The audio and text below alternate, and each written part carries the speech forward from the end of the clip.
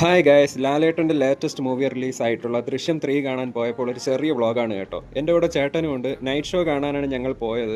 ശരിക്കും ദൃശ്യം 3 തിയേറ്ററിൽ പോയി കാണാൻ ഞാൻ നല്ല എക്സൈറ്റഡ് ആയിരുന്നു. കാരണം ദൃശ്യം ഫസ്റ്റും സെക്കൻഡും മൂവി ഒരു വട്ടം ഞാൻ ടി വി വന്നപ്പോൾ കണ്ടതാണ്. ദൃശ്യം ഫസ്റ്റ് മൂവി 2013 ഇറങ്ങിയപ്പോൾ ഞാനന്ന് +2 പഠിക്കുമായിരുന്നു. അതുകൊണ്ട് തന്നെ ടി വി വന്നപ്പോൾ കണ്ട ഒരു ഓർമ്മയുണ്ട്. എന്നാലും ചില സീനുകളൊക്കെ ഞാൻ മറന്നുപോയി. അപ്പോഴാണ് ഈ സിനിമയുടെ തുടക്കത്തിൽ തന്നെ അതിൻ്റെ ഒരു ഫ്ലാഷ് ബാക്ക് ഒക്കെ കാണിക്കുന്നുണ്ട്. അങ്ങനെ ആ പഴയ സിനിമയുടെ സ്റ്റോറി വീണ്ടും കാണാൻ പറ്റി. ദൃശ്യം ഫസ്റ്റ് മൂവി ഇറങ്ങിയപ്പോൾ ഭയങ്കര ഹിറ്റായിരുന്നു. പല ഭാഷകളിലും അത് ഇറക്കിയിട്ടുണ്ടായിരുന്നു ആ സിനിമ. എനിക്ക് ആ സിനിമ ഇഷ്ടപ്പെടാനുള്ള മെയിൻ കാര്യം അത് റിയലിസ്റ്റിക് ആയിട്ട് നടന്ന സംഭവം പോലെ നമുക്ക് തോന്നിയത് കൊണ്ടാണ്. ഇപ്പം ദൃശ്യം 3 കണ്ടപ്പോൾ ചില സീനുകളൊക്കെ സീരിയൽ കാണുന്ന പോലെ ആയിപ്പോയി.